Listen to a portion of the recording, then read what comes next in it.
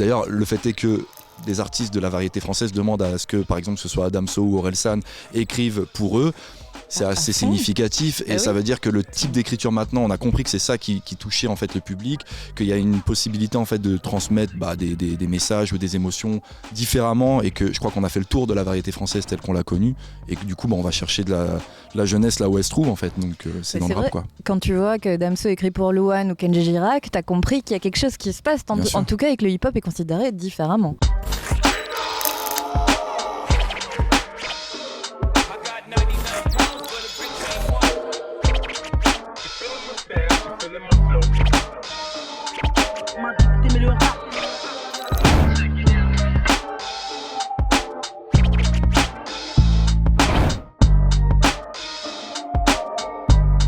Bonjour et bienvenue dans OG Story, une émission où des passionnés de cette culture qu'on appelle le hip-hop se réunissent autour d'une table pour discuter de sujets toujours aussi intéressants les uns que les autres. Et vous savez qu'est-ce qu'on aime bien faire dans OG Story, évidemment, c'est d'avoir des invités de qualité, puisqu'aujourd'hui on va parler du fait que la culture hip-hop se rapproche, est clairement devenue vraiment un élément à part entière de la pop culture. Et pour ça, on a 3 invités de taille, de choix. Alors, le premier, il est DJ, il est aussi compositeur et il adore mélanger des styles de musique différents, que ce soit de l'électro, de la dub, du rap encore. Et puis, j'ai envie de dire, comme il a un papa italien et une maman espagnole, vous savez, le mélange, ça le connaît. C'est un truc qui lui plaît quand même. Et il a aussi la particularité d'avoir réussi à faire poser Lorenzo ou encore Meryl ou encore Joker sur de l'électro.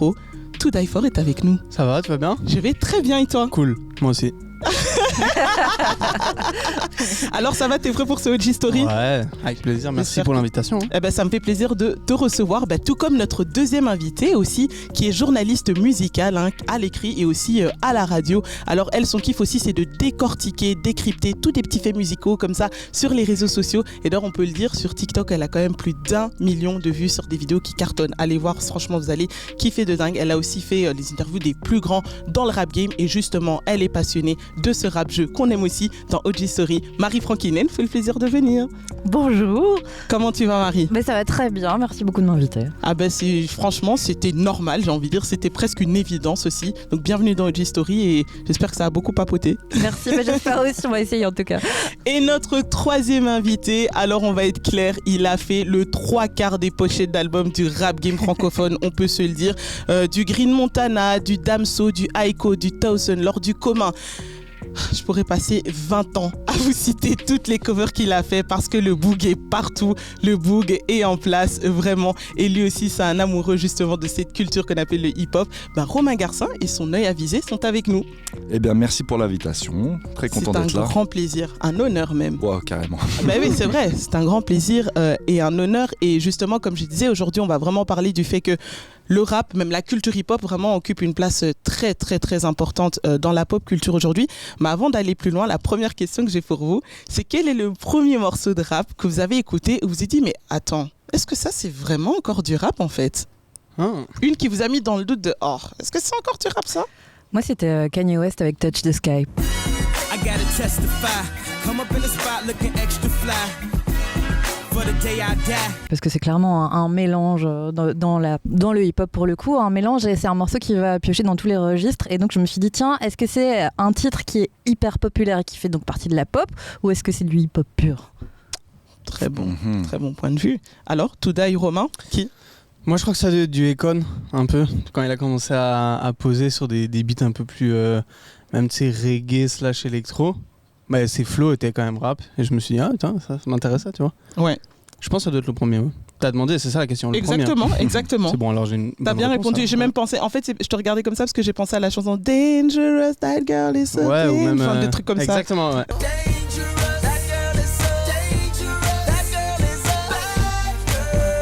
Romain?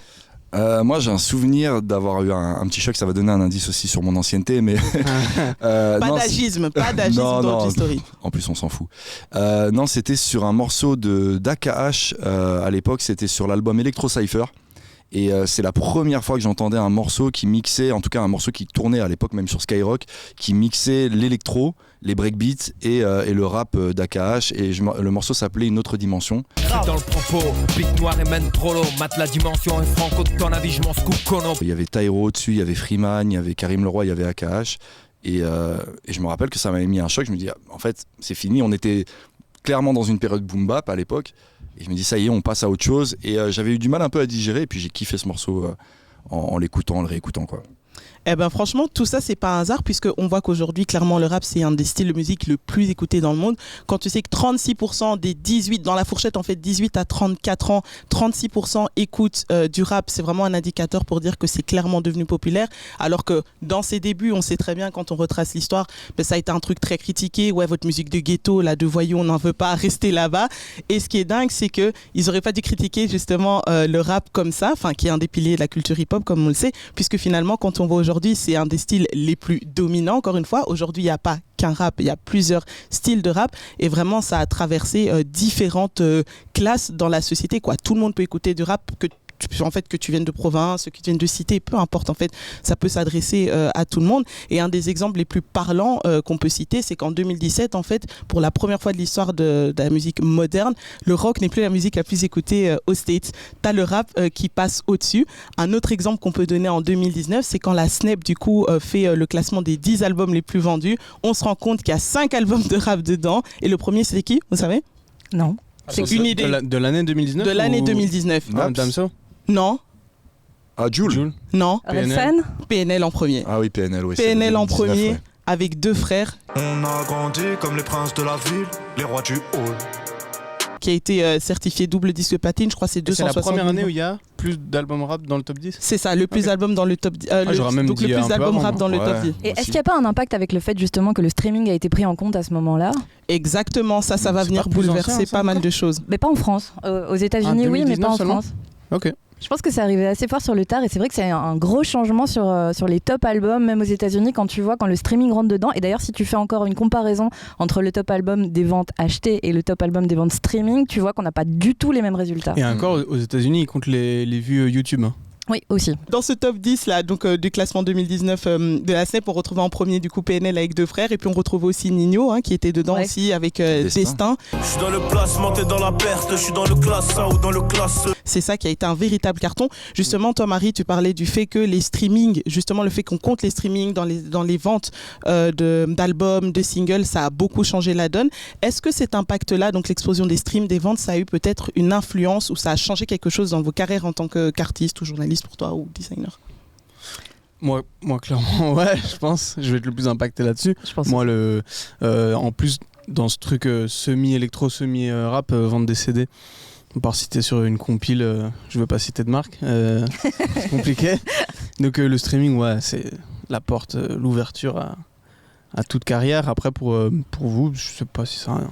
Moi, je crois que ça n'a pas trop d'impact pour Un moi. impact direct, pour le coup, non, juste pour les podcasts. Mais sinon, au-delà de ça, ça n'a pas eu énormément d'impact pour moi. Plus pour découvrir des trucs, peut-être? Oui, c'est ça, oui, bien sûr. Enfin, dans mon utilisation personnelle de la musique, pour découvrir des trucs, les playlists, etc. Ouais, oui, ça ouvre beaucoup. oui, quand ça même. ouvre énormément de choses. Mais en tant que journaliste, moins. Pour toi Romain? Bah moi, Et ça merci. change pas mal parce que du coup, enfin, ça change pas mal. C'est-à-dire qu'on a de plus en plus de commandes de covers maintenant qui sont destinées uniquement au stream et beaucoup moins à l'objet physique. Et donc, du coup, on réfléchit pas l'objet de la même, enfin, le projet de la même manière. Même les tailles, les trucs comme ça. Ouais, c'est Les ça. En fait, formats, on fait pas de print. En fait, donc c'est juste destiné à envoyer un carré visuel pour une plateforme qui va être vue en le format image, comme ça. Vous savez, c'est 3000 sur 3000, comme ça, il n'y a pas d'erreur. Et en fait, on le voit sur un téléphone, donc c'est pas hyper amusant. On doit faire des covers qui sont impactantes.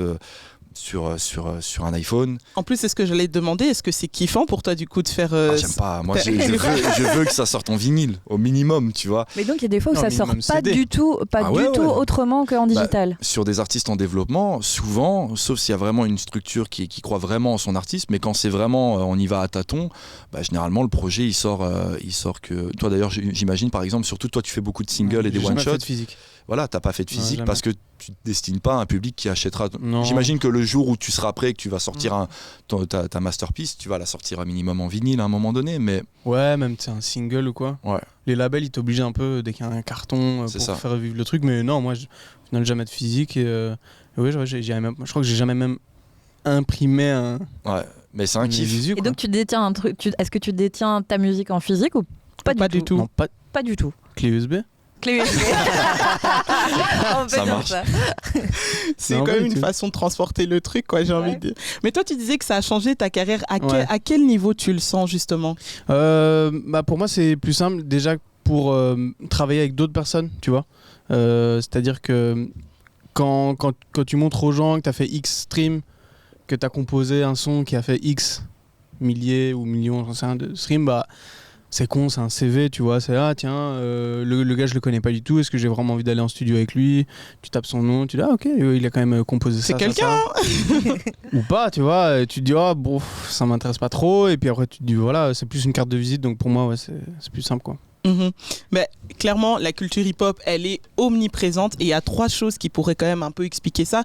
Déjà, le fait qu'il y a ce côté revendicateur, contestataire comme ça qui est fort dans cette musique et même dans la culture hip-hop. On peut aussi parler du lien très fort aussi qu'il y a entre la mode et la culture hip-hop. Et en plus, on a fait un épisode de OG Story dessus qui est toujours disponible. Franchement, allez le voir, il est grave intéressant. Et il y a aussi le fait que tu as des sportifs qui sont imprégnés vraiment de cette culture hip-hop, qui vont aller sur le terrain où tu les verras en dehors du terrain avec des trucs comme ça, des pièces un peu importantes. Et il y a aussi les films qui vont contribuer, tu sais, les films genre comme Juice, Boys in the Hood. D'ailleurs, j'ai pas vu encore tous ces classiques, je dois faire mes devoirs, honnêtement. J'ai pas encore tout vu, c'est vrai. T'as beaucoup de chance. C'est vrai. T'as beaucoup de Pourquoi? chance. Parce que tu vas les Parce que découvrir. tu vas les voir. Ah, ok, pardon. Mais j'ai vu Boys in the Hood. Something wrong? Something wrong? Yeah. It's just too bad you don't know what it is. Ah d'accord, donc ça va. Ça va. Au moins celui-là c'est un Classique, classique. celui-là. Voilà, ouais. merci. Oh, putain, je le sens.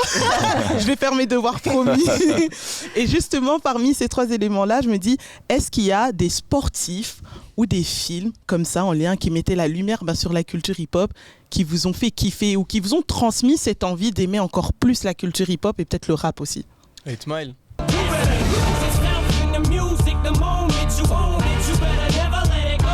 Évidemment, ouais. oui. Simple. Énorme Simple. classique. Pourquoi? Ouais, ouais. Pourquoi genre particulièrement 8 Miles? Je crois que moi c'est à part ma mère, c'est trop de super éclectique niveau goût de musique, et moi j'avais, j'ai pas envie de dire du connerie, peut-être 9 ans, 8 ans, 9 ans, et elle mettait du Eminem dans la voiture. Donc moi j'étais en fire, mais moi c'est le truc mainstream du moment. C'était quoi, en 2003, 2002 peut-être? 2002, Ouais. 2003. Moi je devais avoir 8 ans, et le film est sorti pas si longtemps après, hein. Mais je pense que 8 Mile est sorti en 2002. 2002, ouais. Et c'était le moment, je crois que même c'était un carton. En même fait, au ce qui était cinéma, fou, tout c'est que court, c'était hein. un film qui était, comme tu dis, ultra mainstream, mais au final, quand on allait le voir, on avait l'impression d'être face à une pièce ultra underground, malgré tout. Parce qu'il racontait cet underground. Et ouais, et même dans la forme, le film, quand tu le vois, La prod. t'as l'impression de voir un film d'auteur au final. Tu vois, t'as pas l'impression de voir un film surproduit. J'ai jamais pensé avec... à ça.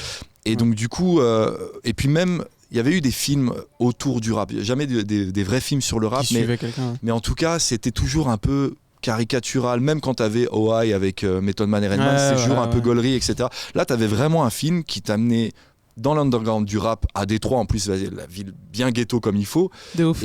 et c'était crédible, c'était réaliste, le rap était bon, c'était pas du rap qui était fait pour le cinéma, c'était du vrai rap qu'on mettait au cinéma, donc c'était quand même assez brut comme Et puis ça comme parlait objet. d'un artiste en direct, c'était pas une fiction, quoi. Oui, C'est ça. C'est ça. C'est ça. Et puis ce qui change aussi ici avec ce film, c'est que Eminem voulait montrer sa street credibility, en fait, vu que c'est un artiste qui était aussi parfois considéré un peu comme gaulerie pour Ouais. le coup. Ouais. Donc là, vraiment, il a voulu montrer justement tous les côtés sombres qu'il avait dans sa personnalité. Ouais. Et c'est ça qui changeait, je trouve. Il aussi. l'avait déjà montré dans ses 2 premiers albums. Dans le deuxième album, Mais il surtout, n'avait pas ouais. touché en fait le grand public au moment du où il tout. sortait ces albums-là, en tout cas pas mondialement. Et du coup, il est à son prime quand il sort 8 Mile. Et à ce moment-là, ça lui donne une fenêtre pour pouvoir montrer qui il est vraiment à ce moment-là, quoi. Donc Et vous êtes c'était- tous les 3 unanimes, c'est 8 Ouais, Miles pour vous. clairement. Facile. Plus qu'un sportif qui vous aurait... Oui. Sportif. Ouais. Ouais, peut-être. Ouais. Il y avait d'autres Non. films aussi que 8 Mile qu'on oublie Tu souvent penses de citer. Il y a lesquels Belly par exemple qui était incroyable, qui était un film qui mettait en scène des rappeurs. Donc t'avais DMX, t'avais Nas dans ce film. Tommy, what is going on and why y'all making so much noise? It's these niggas right here. I told niggas shut the fuck up. Sorry, Chief Baby, that's my fault. Et c'est pas un mauvais film du tout. Alors c'est pas un mauvais film en tant qu'objet cinéma. Il y a quelques fautes de jeu parce que c'est pas des acteurs, mais c'est intéressant de revoir ça et de remettre ça dans son contexte et de le revoir. Et puis la bande son est incroyable. Donc c'est des films qui sont moins mainstream, mais qu'il faut avoir vu aussi, je pense, pour se rendre compte de ce que c'était le rap au niveau du cinéma à cette époque-là, quoi. Puis il y avait le film des 50 Cent, mais ça arrive après ça. Ouais. What's wrong? Voice don't sound the same. It's better. It's Quelle époque? Qui est Que j'ai jamais plus ou moins vu, dans le même mood. J'ai jamais vu ce film. C'est pas incroyable. C'est vrai? Ah bah j'ai tiens, jamais c'est vu moi ça. qui me tourne. Tu vois, c'est un échange. C'est beau. Bah il est sympa. Ouais, il est il est bien. sympa. Pour Mais comprendre je crois un que peu d'où vient justement, tout. après 8 Mile, c'est difficile de se dire. Déjà, 50 Cent arrive après Eminem, c'est le bébé. Enfin, un Bah des oui, bébés C'est le d'Eminem. petit frère, ouais. Et du coup, tu dis, ok, bah, c'est un souhait. Enfin, je sais pas. Il y avait Non. un truc qui C'est m'attirait un peu moi. plus tu vois. Hollywood. Ouais, c'est ça. Tu vois C'est ça. Un peu plus produit, ouais. Moins roots. Regarde. Ouais, je vais quand même le voir. Regarde, et moi Vas-y. je regarderai mes petits trucs aussi. Mais clairement, tu vois, le film, le fait aussi que les sportifs portent en fait et montrent aussi cette culture hip-hop, ben, ça fait que ça va faire des ponts entre le rap et clairement la pop culture. Et on va voir aussi ça comment, parce que les gens vont commencer à mimer des codes dans des chansons, les gens vont commencer à s'approprier des styles ou simplement en faisant des featuring. Moi, j'ai été genre abasourdi quand j'ai découvert que Kendrick avait posé sur un morceau de Taylor Swift, quoi. Oui. Genre, Remember when you thought I'd take a loss? Don't you remember you thought that I would need you? Follow procedure. je sais pas si je suis la seule, mais honnêtement, j'étais là genre, ah ouais, enfin bon, j'ai pas trop kiffé le morceau, mais là n'est pas la question. On voit vraiment que de plus en plus, les deux univers se rapprochent, mais avant de se rapprocher comme ça, il y a eu pas mal de chemin. Si on retourne même dans des périodes clés, comme un moment où il y a eu une grosse révolution musicale dans les années 90, où le rap, vraiment médiatiquement aux States, prend de l'ampleur, de la couleur, ben, c'est-à-dire que tu as par exemple les NWA, pour prendre ce cas, en 1991, ils sortent leur album Niggas for Life. I got a taste for wasting and tasting the blood. Murder, I heard her when she screamed and dropped cause the sun caught the slug. Ils se retrouvent en tête des classements, sauf que de l'autre côté, tu sais, t'as un peu l'Amérique pure qui est en mode mais qu'est-ce qui se passe, c'est qui ces gens, des gros mots, non, ils doivent pas rester là, C'est etc. toujours le cas. Hein. Oui, c'est toujours C'est le cas. vrai. 30 ans après, c'est toujours le cas. Bah, il suffit de voir le Super Bowl, hein, ça Ouais. choque toujours, Chaque même quand année. ils viennent au Exactement. Super Bowl, c'est Mais je veux dingue. dire, le fait qu'ils soient à la télé dans un truc comme ça, t'as vu tout le chemin qu'on a fait, Mais bien sûr. c'est incroyable. Mais c'est vrai que t'as raison d'appuyer dessus, quoi, Ouais. qu'il y a pas... Il y a des choses qui ont pas changé, trop non, évolué changé. plutôt, je dirais pas Ouais. changer, mais quelques trucs, quelques mentalités. Ce qui est fou avec NWA, avec Tupac et tout, c'est qu'on s'est rendu compte que même avec des discours aussi percutants, on pouvait vendre des millions d'albums à ce moment-là. On s'est rendu compte avec le hip-hop qu'on pouvait vraiment vendre énormément et être mainstream, même sans être diffusé à la radio. Et ça a vraiment changé la manière dont le rap a été perçu à l'époque, en fait. Et puis le côté scandaleux aux États-Unis, ça a toujours été un outil marketing en fait. C'est un peu comme quand on te raconte que c'est dans tel ou tel film d'horreur, bah, les gens ont vomi dans la salle tellement il était. Ouais. En fait, on te présente ça comme un fait divers, mais en vrai, c'est juste fait pour attirer le public. Bah, le fait d'avoir un parental advisory sur une pochette d'album et d'avoir des gros mots et de le savoir, en fait, c'est ça qui fait que bah, la jeunesse va aller chercher un petit peu de folie dans sa vie en écoutant de la musique un peu défendue, tu vois. Et le rock était comme ça à l'époque, le rap fonctionne à la différence que on parle de la minorité ethnique aux États-Unis qui là pour le moment fait du bruit alors qu'avant le rock c'était beaucoup de blancs qui volaient la musique aussi au noir et Bien qui sûr. faisaient de l'argent avec ça, tu vois. Donc du coup c'était encore un peu plus subversif d'avoir des rappeurs en plus afro-américains qui arrivaient à faire des scores comme ça en termes de vente, quoi. Ah ouais, c'est ça. En plus, premier groupe de rap à être numéro 1 du Billboard 200, quand même, pour préciser. Et ce qui est marrant, tu parles du Parental Advisory. La première fois qu'il y a eu Parental Advisory sur un album, c'est avec NWA. Ouais, c'est ça. Ça, c'est fou parce que dans des groupes de punk, des groupes de rock pouvaient aussi avoir des discours un peu trash. Le deux poids deux mesures, quoi. Mais bien sûr, il n'a jamais été écrit Parental Advisory dessus. Et ce qui est très bien, c'est que du coup, le rap se l'est approprié. Oui, c'est très bien, c'est vrai. Donc voilà, c'est cool. C'est trop stylé. Est-ce que vous savez que la plupart des titres pop qu'on écoute, que ce soit à la radio, au supermarché ou encore en soirée, bah, ils ont été façonnés ainsi par le rap. Vous saviez ça? Ça dépend desquels. À quel niveau Bah, tu veux dire? Certains, c'est-à-dire qu'en fait, ce qui s'est passé, c'est que on a eu une enquête en fait où on a pris 17 000 morceaux qui sont sortis entre 1960 et 2010, c'est ça, qui sont sortis dans le Billboard et on a analysé la rythmique, comment on place les mots, etc. Et on se rend compte que toutes ces composantes-là, justement, on les retrouve aussi dans les morceaux pop aujourd'hui. C'est-à-dire que tu vas retrouver du sampling. Le sampling, c'était pas forcément quelque chose qu'il y avait dans les musiques populaires. Et ce code qui est très hip-hop va se retrouver dans la pop. Et c'est pour ça que je dis que justement, les titres pop sont quand même façonnés par le rap, quoi. Est-ce que... Je vais juste ajouter un truc. Ce qui est marrant, c'est que je trouve qu'il n'y a plus vraiment de genre aujourd'hui, en fait. La frontière entre les genres est vraiment très ténue. Par exemple, je parle de Tyler, the Creator. Quand il a gagné son Grammy dans le registre de meilleur album hip-hop, en fait, il voulait être dans la pop avec son album Igor. Mais il a même dit dans son discours qu'il comprenait pas trop pourquoi il avait gagné. Ouais. Oui, pareil pour Justin Bieber avec Changes, qui lui en gros a gagné le meilleur album pop et il dit mais mon album c'est du R&B. Donc il y a vraiment une frontière ici entre les genres qui est de plus en plus ténue, je trouve. C'est ça, c'est un peu compliqué de... Mais c'est pour ça que c'est difficile de classifier la pop et le hip-hop parce que du Doja Cat c'est quoi aujourd'hui? Du Doja Cat c'est de la pop ou c'est du hip-hop ou c'est du R&B? Je sais pas en fait. Pour moi, elle rappe sur des instruments pop. Mais on va revenir dessus justement. Mais le fait justement qu'on voit que les morceaux pop ont été quand même façonnés quelque part par le rap, est-ce que vous ressentez ça dans des musiques que vous écoutez aujourd'hui? Est-ce que vous ressentez ça? Oui, super fort, notamment avec Ed Sheeran par exemple. Ed Sheeran, c'est un des artistes qui collabore le plus avec des artistes hip-hop. Il y a vraiment une fusion entre les genres. Le feat avec Leto.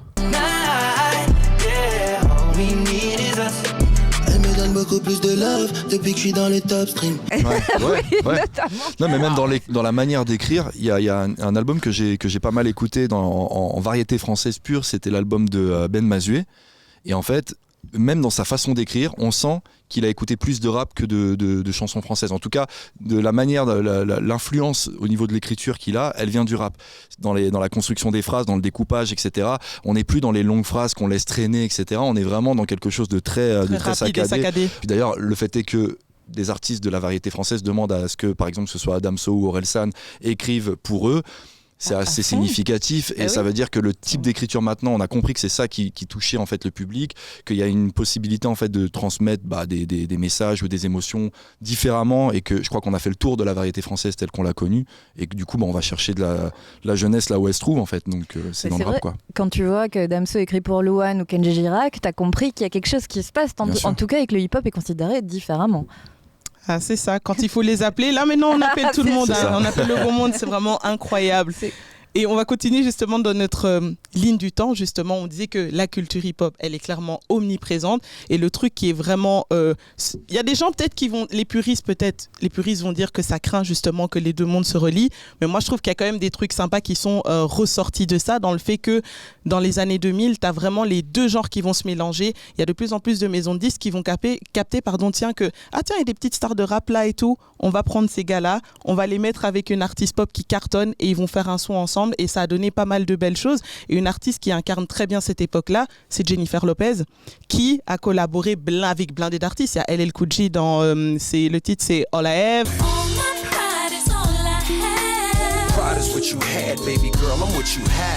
Il y a aussi Nas quand même, il y a aussi Jada Kiss dans Jenny from the Block.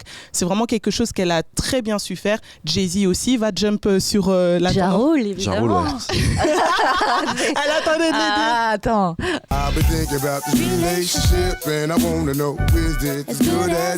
Ça, c'est un grand classique. Ouais. T'as des souvenirs justement de cette époque-là ou d'autres exemples que Jennifer Lopez, une artiste comme ça ou un artiste dans les années 2000 qui a su... Je pense tout l'électro des années 2007-2008 quand David Guetta il invite... on va parler de David Guetta. Tous les gros sons à l'époque, les Con, Kid Cudi. Mais plutôt genre années 2000. Genre si on va dans les années 2000. J'étais pas encore né. Il me semble que t'écoutais du 8 Mile et que t'as vraiment dans la voiture. Ça c'est en 2002. On va venir sur David Guetta qui est plutôt plus à la fin des années 2000, mais je veux dire c'est vraiment on part au début des années 2000, tout ce qui est 2002, 2003. Toi t'as d'autres exemples peut-être Romain? Marie? Non, j'allais juste dire sur pattes toi. J'allais juste dire Nelly et Kelly Rowland.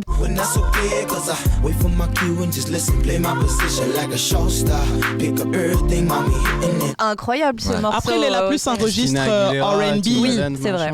Dirty de Christina Aguilera et Redman, c'est vrai. Justin, ça a été, je crois, un des plus gros ponts entre le hip-hop et le... C'est Timbaland, ça. Mais voilà, c'est exactement ça. Ici, c'est Timbaland et les Neptunes qui ont créé ce pont-là. Tu sentais qu'il y avait une espèce de crossover qui arrivait même dans la vie de couple. Tu sentais quand t'avais les Neptunes qui produisent une Kellys qui est en couple avec Nas à l'époque et au fait, ok, on a compris le R&B, le hip-hop. D'ailleurs, c'est ce que vulgairement maintenant les journalistes spécialisés appellent la musique urbaine, tu vois. Mais au final, c'est juste qu'il y a des accointances entre certains genres musicaux. C'est joli, hein. Il n'y a pas de concours des mots les plus compliqués. C'est tout à l'heure, il m'a dit la minute, professeur Garcin, les accointances. Désolé, je referai plus jamais ça. Je dirais des... c'est bien des relations. Des parallèles. Tu vois. Mais c'est vrai qu'en fait, c'est marrant parce que tous les morceaux justement de Justin Timberlake, Pharrell les avait écrits à la base pour Michael Jackson. Pour Invincible. C'est ça, et qui m'a été rejeté pour le coup. C'est pour ça qu'il y a aussi une vibe. T'imagines? Ouais, bah oui, à côté la de quoi honte. il est passé. Tu trouves que c'est de la honte qu'il ait récupéré? Non, que Michael les a pas pris. C'est honteux. C'est des hits, c'est bon. Mais ça, c'est stylé. Je crois qu'on peut dire merci à Pharrell en fait pour mais ses entrées. C'est un truc de compositeur, hein, je pense. Je pense que même par exemple, moi je le vois encore en 2020, j'ai fait une instru totalement, par exemple, house. Je la propose à un rappeur, il est en mode, je connais pas. Là, si tu l'obliges à le faire et que c'est un hit, il va dire, bah ouais, évidemment. Ouais. Jamais de la vie de base, il va faire ça. Il va dire, donne-moi un truc rap, tout, machin. Et je suis sûr qu'à l'époque, c'était pareil. Je crois qu'un Justin Timberlake. Ou l'inverse, plus un 50 Cent, qu'est-ce qui, je pense, j'en sais rien, qu'est-ce qui s'en fout d'aller faire un feat avec le nouveau gars de la pop, voilà, en mode moi ça a été cette période-là en fait, tu parlais de 50 Cent, mais le moment de rupture, c'est 50, la sortie en simultané de 50 Cent et de Kanye, et c'est là où il a ouvert la brèche, c'est les portes de les enfers, les enfers de l'argent, la sortie de ah oui, 808 et Heartbreak, ok. Et en fait ils ont voulu faire un concours, une espèce de clash commercial, et Kanye a explosé. Où 50 avait dit 50, si tu me bats, j'arrête ma carrière là. Et en fait, c'est à ce moment-là que le rap a totalement changé de visage. C'est à ce moment-là que un rappeur arrive avec des couleurs, avec un petit nœud papillon, et après 808, qu'est-ce qui arrive du coup ? Il y a un Stromae qui est en train de naître à ce moment-là, qui est pas, c'est pas rien n'est arrivé au hasard en fait. Et puis surtout un rappeur qui montre ses sentiments pour une fois, qui ouvre son cœur et qui parle de sa détresse. Avant, c'était plus de la pause aussi. Là, on parle de qui là ? De Kanye. C'est pas dit, il y a eu trop de noms là. Super mal, tu parles de qui là ? Attends, qu'est-ce que tu dis là ? Attention. Parlez bien de Kanye ici. Non, et puis t'as ça, et puis t'avais quand même Outkast qui avait aussi un peu ouvert la brèche au niveau de la décomplexion dans le milieu du rap. Et André 3000, faut dire, parce que moi je dis 3000 alors. Moi aussi je dis 3000 alors ici. 3000 fort. Ouais, on dit 3000 alors. Mais voilà, en fait, tout ça, c'est ce qui a changé le rap au niveau de la décomplexion, quoi. Mais vous, comment est-ce que vous avez vécu cette période justement de voir que la pop se tourne de plus en plus vers la culture hip-hop ? Est-ce que vous l'avez bien pris ou mal pris ? Moi, je t'avoue que je me suis pas posé la question à l'époque et je me suis pris justement cet album de Kanye dans la tête en me disant wow, qu'est-ce qui est en train de se passer là ? Et je l'ai adoré cet album, je le trouvais incroyable. Donc je me suis pas dit tiens, c'est quoi ce shift ? Je suis une OG, moi j'écoute que du vrai hip-hop. Non, à l'époque je me disais pas ça, je me suis juste dit c'est un bon album. Donc, un bon album. Ouais. Vous aussi, vous avez bien reçu cette période-là où vous êtes plutôt en mode ça fait plutôt l'eau et l'huile quoi. J'ai pas l'impression que ça prend bien les deux ensemble. C'est toujours surprenant, mais tu sais, quand t'es surpris, quand t'es un peu, tu vois, perdu par rapport à ce que t'écoutes, que t'arrives pas à te raccrocher à des références qui sont palpables, tu te dis ok, j'arrive, mais tu sens que c'est bien en fait. Mais le problème, c'est que tu sais pas dire pourquoi c'est bien. Et parallèlement, moi je me rappelle, j'ai kiffé cet album de Kanye, et en même temps, en français, j'écoutais mais vraiment que du rap de rue, mais hardcore quoi, tu vois. Et j'étais hyper accroché à ce rap de là, et enfin ce rap là. Et en même temps, j'aimais bien Kanye. Donc, du coup, tu sais, quand on vient de chercher, comme tu disais tout à l'heure, on vient de chercher un peu par les sentiments, en disant vas-y, apaise ton cœur un peu, tu vois. et c'est ça qu'il a réussi à faire, tout simplement.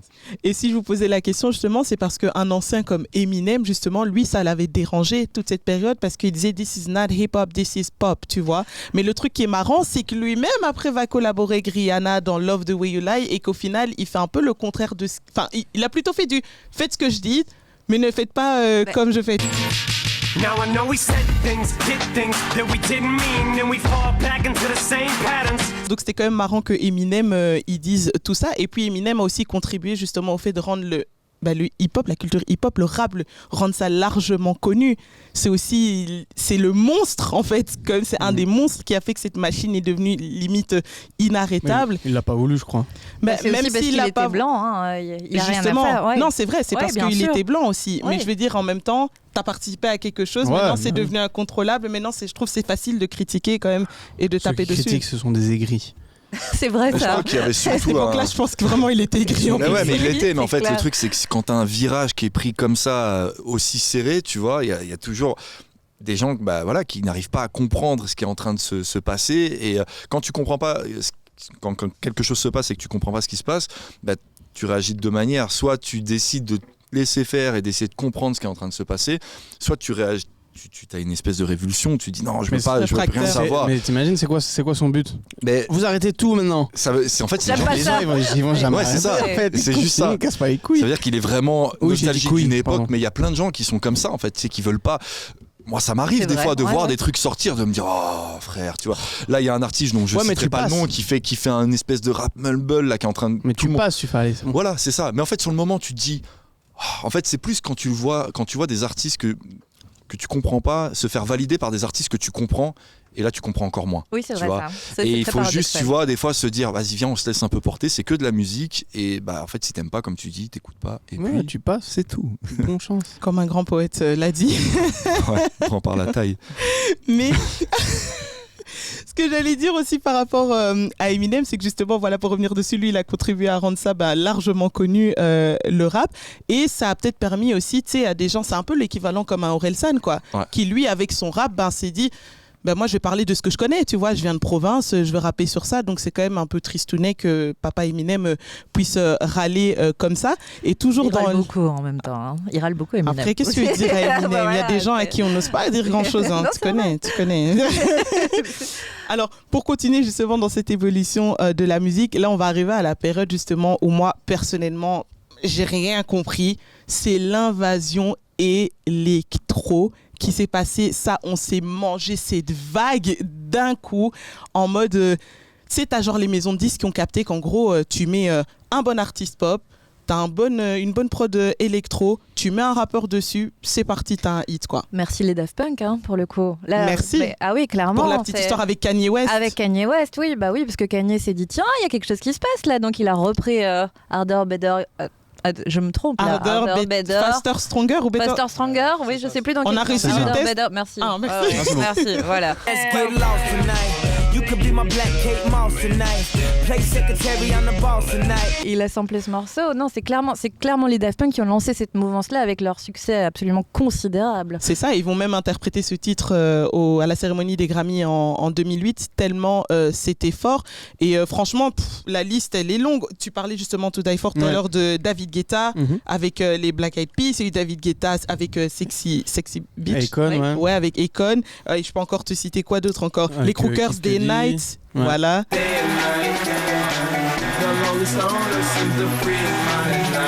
C'est ça, tous ces trucs-là.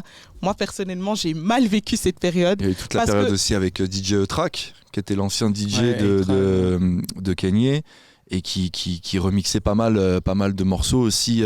Comme Ed Will Roll. Ouais.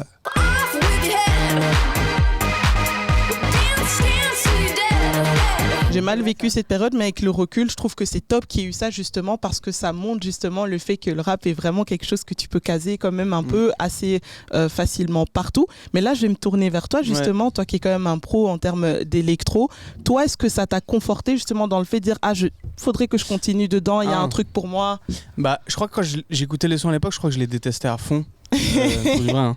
Et après j'ai compris, j'ai dit en fait c'est comme ça. Ouais, c'est bon, ils sont malins en fait, trop fort. Je crois qu'à l'époque, ça a été un peu tôt David Guetta, mais au final c'est des giga-hits. Tous les gros morceaux que tu peux compter, je crois que dans les sons qui ont été les plus vendus, si pas envie de dire de conneries, hein, faut voir, mais quasi très souvent c'est de l'électro quoi. C'est très... Et en plus, pas compte, mais il y a aussi des artistes pop, parce que c'est vrai qu'on parle de rap, mais il y a aussi des artistes pop qui ont contribué justement au succès comme ça ultra mondial. Non, mais à un moment c'est fini, c'était entre 2008 et 2013, c'était fini. Hein. Puis après il y a eu encore plus d'underground, il y a eu même la dubstep, des rappeurs qui posaient sur de la dubstep. Fallait le faire déjà pour écouter la dubstep. Moi je suis fan, donc faut pas me regarder, mais c'était même de la drum and bass. Enfin, après ils ont été chercher ok, la house c'est bon, on l'a poncé. Il y a quoi maintenant dans l'électro qu'on n'a pas encore fait? Techno, drum and bass, dubstep, ils ont tout fait. Et comment ça se passe aujourd'hui quand tu fais tes instrus et tout, et que tu vas vers popote c'est ça, tu fais ta petite magie doigt derrière mon ordinateur. Mais genre quand t'arrives à faire poser un joker et tout, est-ce que tu dois le convaincre, ou c'est vraiment comment tu t'envoies juste le mail, t'as ta clé USB, comment ça se passe? Ça dépend, il y a des trucs un peu très organisés par des labels, tu vois. Donc c'est un peu tac, on va faire ça comme ça, c'est rare. Ça existe. Sinon c'est plus de l'affect, hein, tu vois. C'est organique. Ouais, Joker c'était après moi c'est un peu plus simple, mon manager c'est Max de Back in the Days, donc lui il était un peu connecté avec tout le monde et il va me dire tiens semaine prochaine on a un studio avec par exemple Joker, je lui ai envoyé des trucs que tu fais, il kiffe, vous allez en studio, je dis vas-y on y va. Et clairement lui c'était pas quelqu'un qu'il fallait vite convaincre, hein, c'était montre-moi des instrus, je lui ai montré ce que je fais vraiment, j'allais pas lui refaire des instrus rap où il en reçoit 60 par jour, tu vois. Ouais. Je lui ai montré des trucs qu'il fait, c'est cool, tac, il a posé en 3 secondes, tu vois. Donc toi par exemple, t'aimes le rap, t'aimes la culture hip-hop, mais t'es aussi à fond dans la dubstep, l'électro. Tu vois, t'es quelqu'un qui a des goûts assez éclectiques. Est-ce que quand tu vas face à des artistes qui sont plutôt dans le rap, tu les sens très réfractaires, ou est-ce que tu vas en ayant confiance en disant mais non, en fait, ils vont juste kiffer parce que c'est la musique, et la musique, il n'y a pas besoin de parler, quoi. Ça se transmet direct. Il y en a qui sont beaucoup plus difficiles que les autres. Moi, je suis pote par exemple avec Kaba et Jean Jass depuis 8 ans, je dirais, quelque chose comme ça, 7-8 ans. Et au final, on n'a pas sorti beaucoup de musique ensemble. Eux, moi, ils ont celle plus que de mal avec ça. C'est Cool Kids. Ouais, Cool Kids.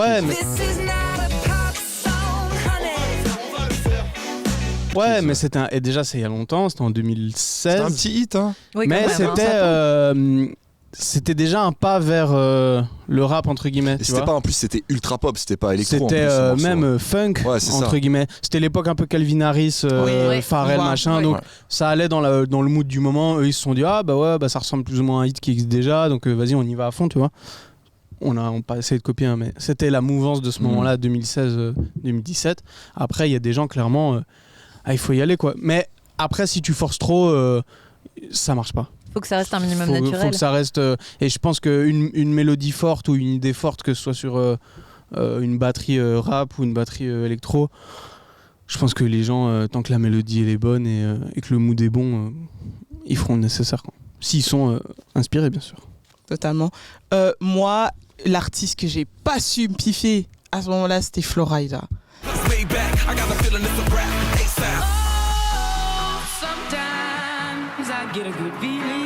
J'en pouvais plus. Je sais pas comment vous l'avez pris, Florida. J'ai écouté malgré moi, mais j'ai jamais écouté. Voilà, parce que.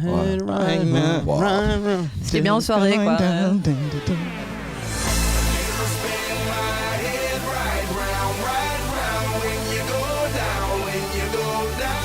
Pareil, moi je me les prends à fond maintenant. Ah ouais. Waouh. Moi en fait c'est le genre de morceau où tu sens, enfin je sais pas. Je suis ambiancé.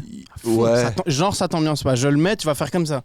Non, tu bouges. Je te le jure. Non, franchement, je sais pas, je peux pas.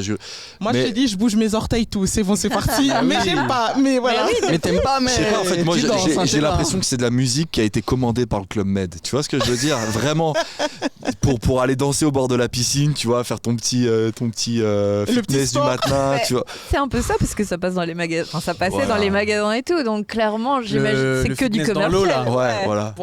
C'est la musique de fitness dans l'eau. T'en as fait beaucoup à l'époque. Mais c'est ce que j'ai. Il a une image, je l'ai vu avant une minute d'absence. Fitness dans l'eau. Au camping en Italie, là. Waouh. Voilà, mais c'est ça. Mais au bout d'un moment, tu vois, ça a tourné, ça a fait du bruit, toutes ces chansons et tout. Mais il y a un moment aussi, on peut parler aussi d'appropriation culturelle, parce que pour les gens justement qui sont à fond dans la culture hip-hop, se dire ah oui, vous venez de l'électro, vous pompez nos codes, vous êtes en train de sampler des trucs, vous posez avec une cadence comme si c'était du rap, alors que pas du tout, vous faites de l'argent. Mais c'est plutôt les puristes, je dirais. Ceux qui sont à fond dans la culture hip-hop, qui l'ont connu en mode le sampling, poser le rap, tu vois, le fait de mélanger. C'est une musique de noir déjà. Ouais. De base. Oui. Mais c'est pas. Donc ils l'ont volé pour dire qu'ils ont revolé de revoler. Bah, comme le hip-hop vient du disco. Je vois ce que tu veux dire. Je vois ce que tu veux dire. Toute la musique est un éternel renouvellement, donc c'est normal d'aller tirer ses influences. Donc on peut pas. Pour vous, est-ce qu'on peut réellement parler du coup d'appropriation culturelle ou pas, pour les gens qui se disent mais tiens, c'est un peu trop facile de venir pomper des codes comme ça, les réutiliser pour vendre. C'est plus au niveau de la culture hip-hop. C'est très touchy en fait. En fait, c'est pas. Je pense pas que ce soit une question de musique, c'est une question de culture hip-hop et des valeurs. Et je disais par rapport à la culture hip-hop, peut-être que j'ai pas été assez clair. Parce qu'en fait, je peux comprendre ce que tu es en train de dire, dans le sens où effectivement le rap, dans le cadre de la culture hip-hop, quand il naît, il vient donc de la fête, mais d'une certaine. On parle toujours du have fun, etc. Mais en fait, ça vient des ghettos quand même. Et le but, il a quand même si c'est pour faire la fête, ça a quand même un message politique dans le fond. Et bref, il y a toute une histoire politique qui découle du rap au final. Et donc, du coup, c'est pas d'appropriation culturelle dans le sens où un blanc d'un quartier favorisé, et on parlait d'Orelsan, a le droit, enfin, il vient pas d'un quartier favorisé, mais il vient pas d'un ghetto, a le droit d'en faire. La question, c'est pas ça. La question, c'est de savoir est-ce qu'on peut en faire n'importe quoi et dire est-ce que cette musique ne t'appartient pas. Tu as le droit de la faire, mais elle appartient à une histoire qui est hyper dense, qui est hyper violente même en soi, et que tu dois pouvoir respecter, mais tu as totalement le droit d'en faire. Il n'y a pas d'appropriation culturelle comme quand tu te déguises en indien ou quoi que ce soit, quoi, tu vois. Ah non, c'était pas dans ce sens-là, c'était en mode quand tu vas réapproprier, connais quand même l'histoire qu'il y a derrière, un minimum, et pas juste utiliser le truc à tout va juste pour faire des sous, en fait, c'est plutôt ça. Mais tu peux, mais je pense qu'il faut au moment où on te pose la question, est-ce que tu en as quelque chose à faire en fait de ta musique, tu vois, à partir du moment où tu dis non, j'en ai rien à foutre et je veux faire juste du son, enfin des sous, ça peut être problématique. En tout cas, on peut en discuter, on peut en débattre. Moi, je trouve que c'est problématique.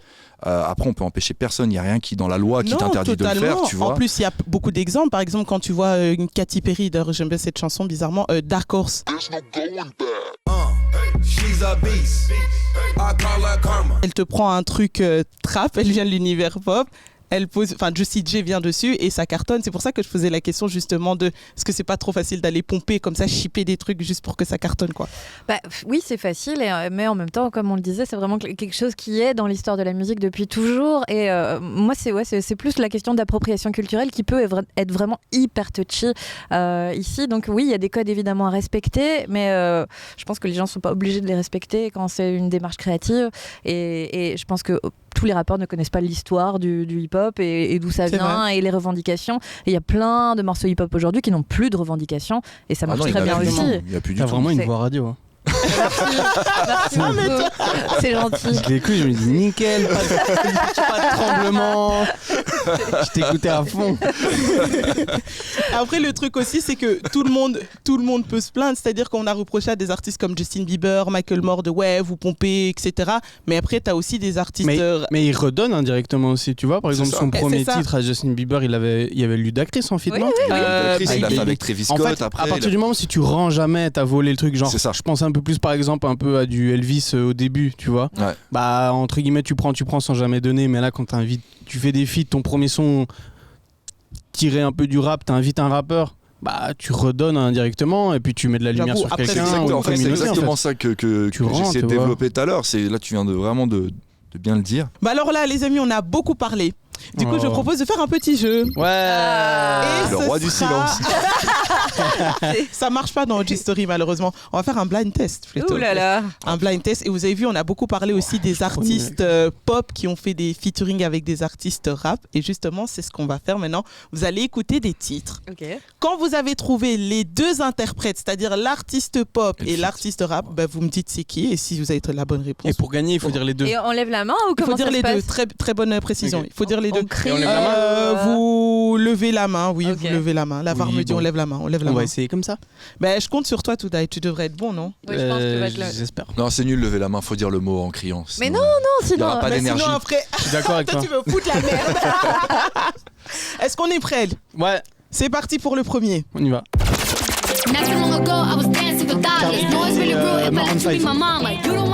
Très bien. Pas mal. Très bien. Et le titre, c'était Girls Like You. Juste le temps d'entendre Cardi B. Très bon son. Mais moi, je suis très bon public. Hein. Très très bon son.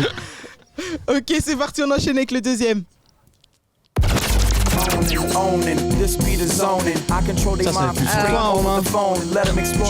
Allez, le vieux, tu trouves pas ? C'est pour toi. Hein. Si, c'est Pharrell. Mais oui, c'est Pharrell, mais avec. En featuring avec qui, les amis ?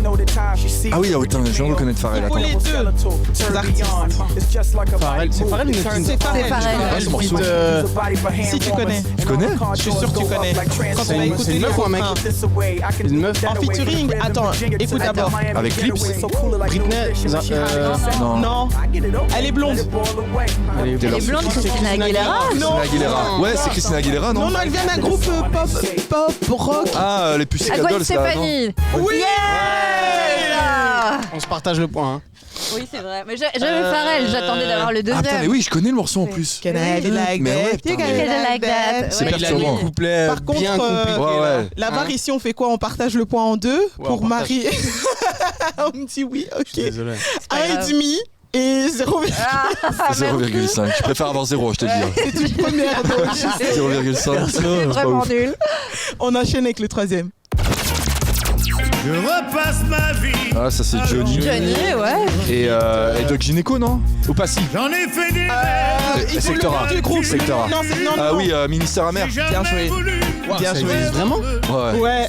Eh ben C'est- ça, c'est- je n'avais jamais entendu. C'est la France, Ah madame. bah écoute. Là, je veux bien être aigri C'est la et France. dire que j'aimais pas. C'est pas du tout bon public, ça. Ouais, Franchement. je suis aigri, j'aime pas. Revenez comme avant, puriste. Le seul morceau qui te plaît pas, Ouais, c'est je bon, ça suis y est. pas à fond là, vous m'avez perdu. Alors, 1 point pour Romain, 1,5 point pour Toudaï. Et 0,5 merci, pour Marie. quoi. Ton 0,5 il me dérange. Je préfère avoir ton je te donne le 0,5 point. sur Marie, ce que t'as trouvé. Je te donne le point, ça fait 1-1-1. Merci, je préfère ça. La course est c'est lancée. classe. Ah. C'est Ah, parti. il reste combien de questions en fait Euh, C'est important. Ah il faut que tu ouais, gagnes, le c'est tout ce que j'ai à joueur. dire. Il faut que tu gagnes, il y en a encore. Oh, c'est les parti. joueurs. Il faut que je gagne. Ah oui, See You Again. Mais c'est Ah oui, qui Khalifa c'est et Khalifa. Charlie Puth. Et Charlie Puth. Bien joué. 2 points pour Marie. J'ai dit il faut que tu gagnes, mais tout le monde doit Mais gagner. j'ai en dit le vrai. titre, j'ai droit à un quart de point. Non, il n'y a pas Romain. Combien de Il faut milliards de retrouver les vues deux artistes. 3, c'est vrai. Milliards de vues, tu crois 2-3, je crois. Moi, je... Oui, en C'est plus, pas vous en avez plus, parlé 6 dans milliards de vues. C'était C'est le 8 deuxième milliards plus de vu, vues. je crois. Non, 6 milliards de vues. 6 apparemment. milliards de vues. 6 milliards de C'est vues. le deuxième plus vu. Ouais, c'est le deuxième. Et oui, on en a après parlé Gangnam dans Style. Story, Après c'est vrai. Baby C'est Shark. toujours Gangnam Baby Shark. Non, il y a un Baby numéro 1. Non, c'est chez Poview au numéro 1. Mais non. Ah bon Ah ouais. Ouais, 7 ou 8. Incroyable. Eh ben, quelle Incroyable. culture. Je sais pas si vous connaissez. Non, Si, je jamais connais. entendu. Non, je Il vient connais pas d'Anderlecht. trop ça. Je sais pas, il vient de- Ah ouais, il est bon le paye. Hein. T'as pas un feat prévu bientôt avec lui, toi d'ailleurs? Avec Ed Sheeran, non, Leto, il l'a eu avant Mais moi. il va pas le dire, bien évidemment. On va découvrir ça bientôt. Alors, 2 points pour Marie, 1 point pour Toudaï, 1 point pour Romain. C'est parti. Sur Johnny, hein. La mémoire est un animal. Chrissy and the Queen et Booba. Bien joué, c'est ça. Et le Wow. titre, c'est Here. Hier. Bien joué. On l'a vu il y a pas longtemps à la J'aurais télé jamais avec trouvé. Loxley, Ouais, dédicace à Loxley. Dédicace à Loxley. On l'a regardé ensemble. Cette influence du rap français. Grosse ambiance au bureau. Alors, on a 2 points pour Romain, 2 points pour Marie, 1 point pour Toudaï. Toudaï, t'es à la traîne, mais c'est pas fini. On continue. Hop, Pop Smoke avec. C'est avec qui ça déjà Ah oui, avec Ariana Grande. Non, Calvin Harris. non, Non. c'est une fille Féminine. Allez, comment elle s'appelle Non, elle a pas pas un feat Ariana avec Grande. Angèle. Dua Taylor Lipa. Swift, Dua Lipa. Oh bordel. Bah ouais, Mais c'est- Moi, je suis Angèle. d'accord qu'on donne pas de C'est points un là. feat posthume. Attends, c'est vrai que je suis un peu perdu là. Pas de points, pas de points. Est-ce qu'on Désolé. donne un point? Attends, mais toi, t'es en train Ça va être chaud. d'influencer. Hein. La barre, on fait quoi? Moi je pense suis un perdu. quart de point. Moi je suis pour le quart de point. Pour le quart de point, on a ouais. chacun. un quart de point. En fait, comme ça, Ok. ça va être bien relou Un à tiers, mettre, alors. tu vois, en bas. Ouais. Un dixième de point. même. Un tiers. Hey, comment je suis perturbée là sur ma vie avec leur 0, machin. Ça, c'est- Non, on est Les trop points, là, compétitifs. C'est à cause de Attendez, lui, le c'est point, parce ça qu'il a fait dit quoi qu'il là? fallait crier. C'était 2. Avant cette manche, c'était 2. 2-2. Ouais, parce que lever la main. Mais je savais que ça allait pas marcher. Combien? 2,5, 2,5, 1. Waouh. Mais moi, j'ai dit Mais il a que dit Dua Dua Lipa. Lipa. Ah, non, c'est Ah. moi. Ouais, mais je l'ai dit une seconde Tu l'as après dit toi. après moi. J'ai entendu Ah, ben, ça Angèle, marche j'ai dit pas. Dua Lipa. C'est pas grave, je te donne. C'est Romain. C'est pour toi à 3. On enchaîne. 2,5. Christina Aguilera et Avec Redman. Redman. Oh yes. 3 et Je demi. l'avais celui-là. on peut avoir du post 2014. Pop Smoke, c'était Hein. plus récent. Attendez, la suivante, je pense que tout le monde l'a. Mais donc soyez très vifs et concentrés. Moi j'ai Tout vu le monde l'affiche. peut Non, la. je rigole, c'est pas vrai. Oh, c'est vrai que j'ai pas C'est pas vrai, c'est pas vrai. Ok. c'est pas vrai. 3, 2, 1. Et même si notre amour a été Nexo Nexo et avec. Vanessa Paradis. Bien joué. 3,5, 3,5, 1. J'adore Toudaï. En fait, je Franchement, savais il faudrait même pas. faire un zoom. Il est en mode. Moi, on m'a dit, vous connaissez tout. Si, Nexo et Vanessa Celle-là, Paradis. Ouais, mais tu l'as eu en 0,4 millisecondes. Ouais, parce qu'en fait, il a pas fait d'autres morceaux. Parce que tu avec, l'adores et Clara que. Luciani, il y a un feat avec Clara Ah Luciani. bah tu vois, je savais pas. Ah, ça, je savais pas Ouais. non plus. Ah si. Il a fait avec Ed Sheeran aussi, non? Oui, mais oui, Mais bref. qui n'a pas fait Bon, Ed bref, Sheeran? ouais. Alors, il en reste 2. Et là, ça va être Ed Sheeran. Tu gagner, c'est fini. C'est vrai que tu peux plus gagner, mais tu peux quand même faire une belle remontada. T'inquiète pas. Tu peux donner tes Allez, points. c'est parti. Ok, ça c'est Ozone et Rihanna. Ah oui, c'est Rihanna. Non, mais Rihanna, elle a pas. Ok, attends. Rihanna. T.I. avec Et Rihanna. T.I. Ah, putain. Et j'ai dit qu'il en restait 2, malheureusement il en restait qu'un, j'avais mal lu, mais c'était pas Ozone, À mais la base, effectivement c'est c'est Ozone. sur un sample Ok. de Ozone, Ok, Dragosta ok, mais à coup de Dintei. C'est du latin. C'est ça. Donc ça leur J'ai gagné en fait. 4,5, 3,5, 1. Et il va donner son point à qui? Ah ouais, C'est horrible. égalité. Non, je le garde mon point. Moi je mets. Je vous ai mis la pression au début je du mets jeu. 100 hein. balles sur le point. Vraiment Guy. En dessous de la table. Ah vous êtes trop chaud. Bah félicitations. Merci beaucoup. Bravo. Merci, c'est gentil. Même si je t'ai bien aidé là. Ouais, hein, tu m'as Damien. bien aidé, c'est vrai. Ouais. Ça t'apprendra à être né après nous. Ah ouais. Et tu m'as donné un demi-point aussi. Ouais, La exactement. triche quoi, la triche. Alors, dernière grosse question. du jour qui est quand même assez important. J'aimais trop les jeux, mais vas-y. C'est vrai. T'aurais bien voulu on va demander à avoir la prochaine saison plus de jeux. Dans des organiser des pokers. Il était où le Chiran avec Burna Boy? Moi, je m'attendais à ce qu'il arrive. Encore mini concert, toi ça va. Attends.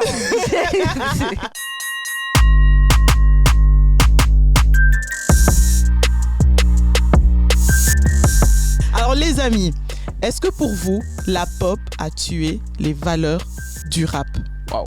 Est-ce que le fait que justement ce soit trop mélangé, justement ça fait qu'on a perdu de l'identité rap quoi?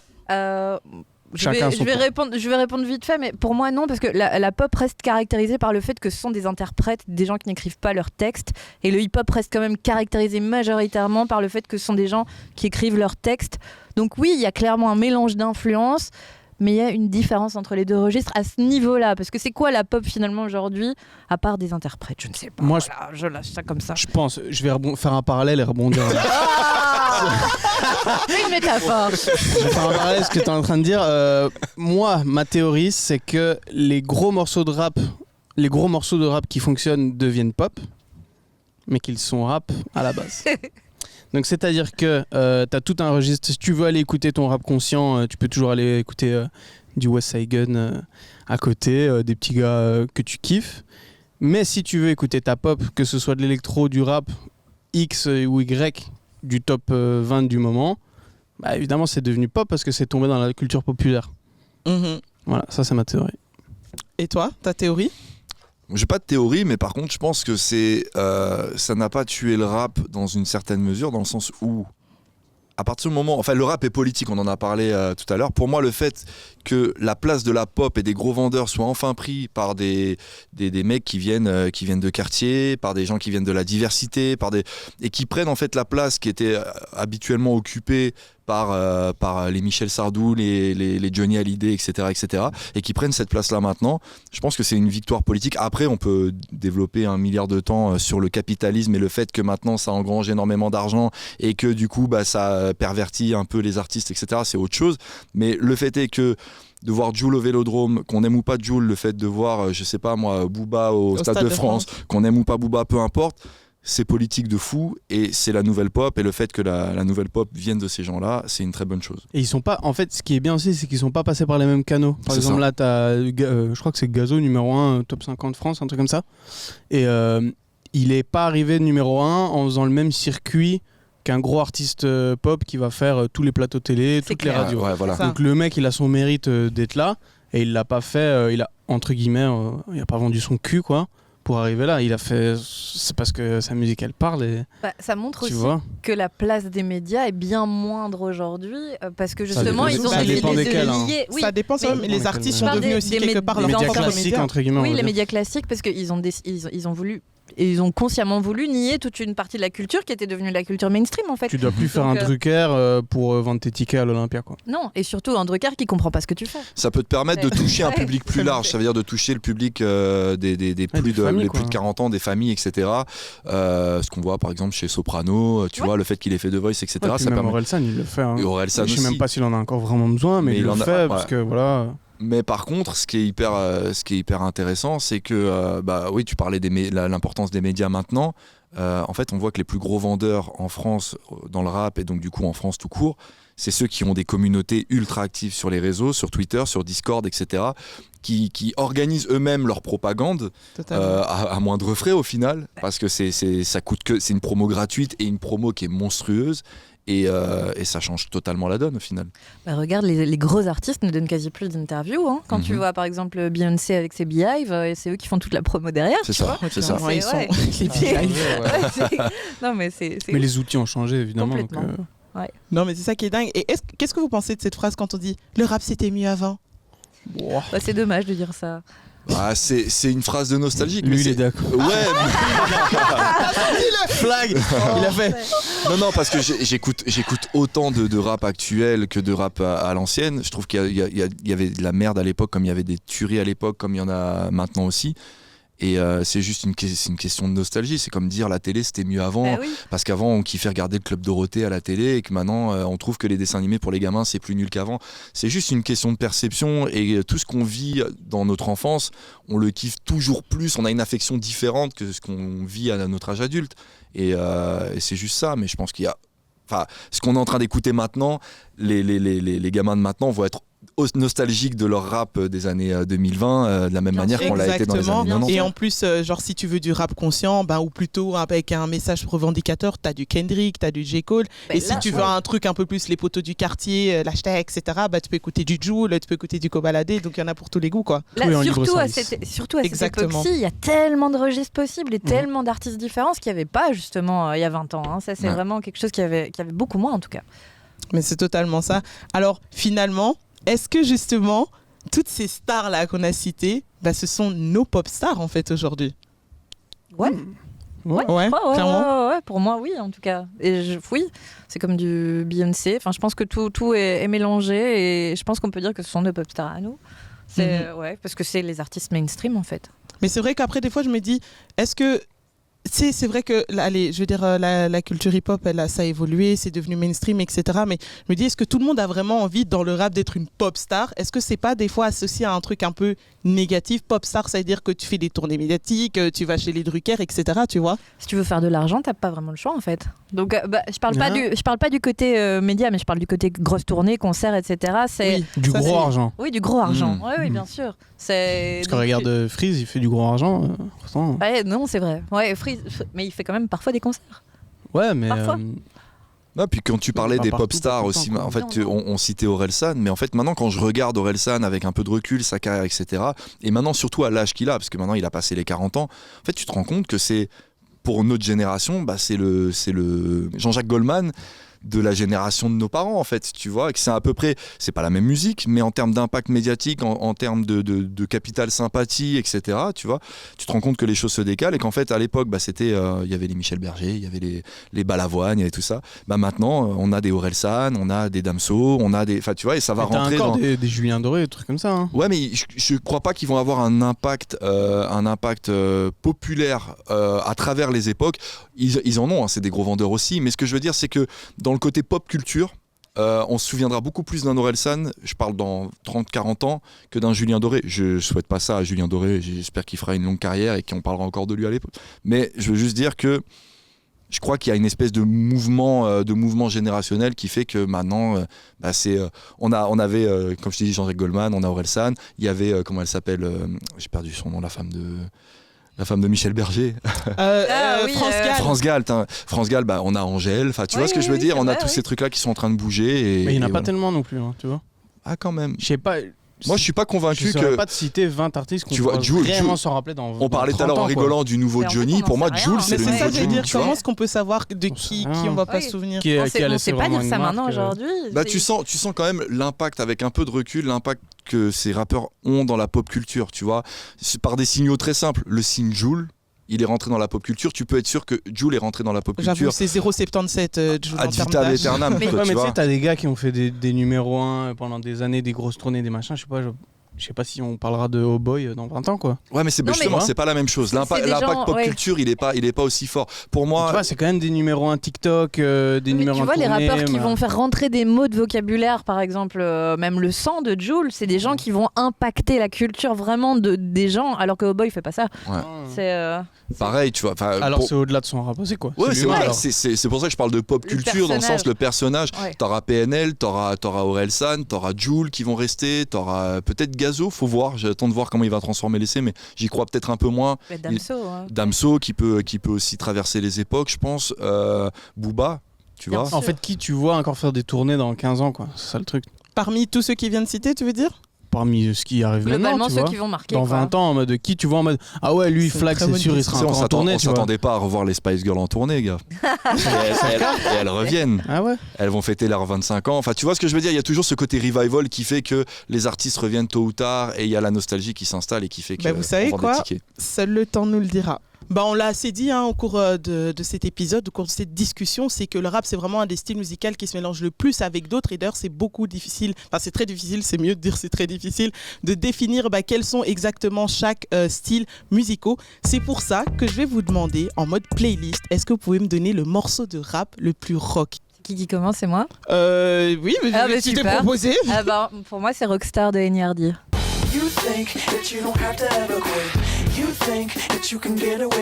Qui pour moi est un morceau, qui est un morceau rock en fait. Bah oui, mais c'est signé par NERD. Ouais. Donc voilà.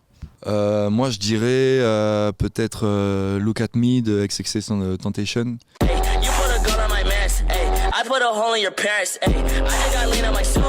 Dans le sens où c'est un peu c'est le Kurt Cobain de la nouvelle génération en fait, ce garçon. Donc du coup il y a un côté grunge même plus que rock qui ressort de ce garçon quoi. Stylé. Allez, pour changer, t'es du Youvdi en français hein.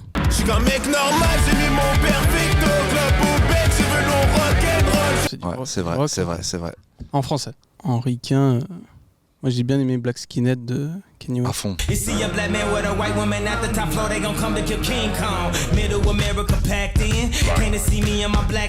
Très bon choix. C'est pas vraiment du rock. Mais... en fait, même si quand tu vois la scéno qu'il avait fait sur scène, il y avait un. Non, ça, pardon, je dis une bêtise, ça c'était pour. All Day. C'est moi qui l'ai dit. Ouais. Ouais, non, mais ouais, ça marche super bien. Ça. Alors, on enchaîne avec le morceau rap le plus électro. Pour moi, je crois que c'est Day and Night. Et puis il y a le remix qui a plus cartonné que l'original qui fait. Oui. À vous. C'est à toi. En plus, il dit à vous. Allez. Vas-y, je suis encore en train de ruminer. Toi aussi. Je peux en donner d'autres. Ouais, vas-y, donne-en pour nous. Non, mais il faut pas l'écouter, du coup, tu dois réfléchir. Mais moi, le premier qui me vient en tête et j'arrive pas à passer au-dessus, c'est Harder, Better, Faster, Stronger de Kanye West. Le remix, ouais. Non, j'étais plus sur du Kekra, mais j'étais en train de me dire quel morceau de Kekra. 9 milli. Ouais, 9 milli peut-être, ouais. J'ai mon 9 milli tout près, donc c'est bon. Ouais, un peu en mode breakbeat, two-step. Et encore, c'est un peu trop technique, ça. Ouais. Et même du Michel, alors. Tant qu'à faire. Ouais, Michel. C'est pas mal, Michel. Après, non, si on veut vraiment parler de rap et d'électro, il faut pas oublier TTC, qui était un des groupes rap électro par excellence à l'époque. TTC dans le club, salope, avec la foule, je suis guidé par ma tête, et si ça plus grand lâche. Alors, le morceau rap le plus R&B. Mais il y a beaucoup de morceaux rap R&B. Moi, j'ai le meilleur morceau possible. Vas-y, oui, c'est vrai que Dilemma. C'est bon, dis-le, on va perdre. Hamza, Life. Tomber du ciel, si c'était pas comme tomber sous ton charme. Tu sais qu'ils veulent voir mon sang couler comme des dernières larmes. Ouais, c'est vrai. Voilà. C'est notre plus grand chanteur R&B. Et qu'est-ce qu'il est bon ce morceau en plus. Ouais. Alors où Moi, je vais garder Dilemma, moi. J'ai gardé Dilemma. Pas de titre R&B là, tu sèches? Non, je suis aigri du R&B, moi. Ah ouais? Tu vas m'expliquer ça. Je connais un peu moins. Alors, le morceau rap le plus pop? Ça doit être du L'Homme Pâle ou un truc comme ça. Ah ouais? Ouais, ça peut être pas mal. Ah non, c'est La Terre est ronde, Orelsan. À fond. Ah, très bon exemple. Au fond, je crois que la Terre est ronde, pour une seule bonne raison. Ouais. Bon. Je crois que c'est le meilleur exemple d'ailleurs. J'ai gagné. Là, j'ai t'as gagné. Récupéré son point. Remettez le point ici. Les petits points, en tout cas, c'est un coca gratuit après. À tout le monde, merci à vous trois d'être passés dans OG Story. Mais avant qu'on se quitte, quand même un peu d'actu. Toi, ça dit quoi, Toudaï? Est-ce qu'il y a un projet qui va sortir? Moi, je pars en vacances demain. Tu pars en vacances? Ouais. Tu pars où? Je vais en Thaïlande. Oh, tu te mets bien. Ouais. On va donc l'actu. Ouais, yes. C'est lourd ça. Pas mal. Non, Thaïlande, vacances. Et vous? Et quand tu reviens, tu t'attaques quoi? Quand je reviens, ouais, j'attaque deuxième vacances. Et non, si. Plus janvier. Plus janvier? Ouais, plus janvier. Bah profite de ça, comme ça tu reviens encore plus fort. Et toi Marie, ça dit quoi? Moi j'ai un podcast qui sort en décembre sur les icônes de la pop et le parcours de ces icônes de la pop, comment est-ce qu'elles ont transformé l'industrie musicale. Cool. Réécouter aujourd'hui comment est-ce que le parcours de Britney aurait pu être vu différemment par exemple. Stylé. Stylé. Et 9 sur enfin, 10. le rhum.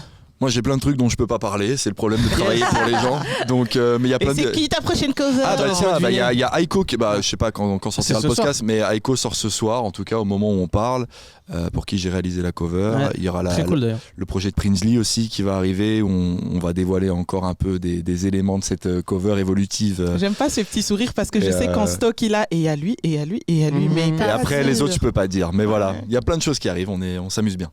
Mais génial, merci à vous trois d'être passés dans OG Story. Franchement, si vous avez kiffé cet épisode, likez, commentez, partagez, ça fait toujours plaisir et à très vite pour un nouvel épisode.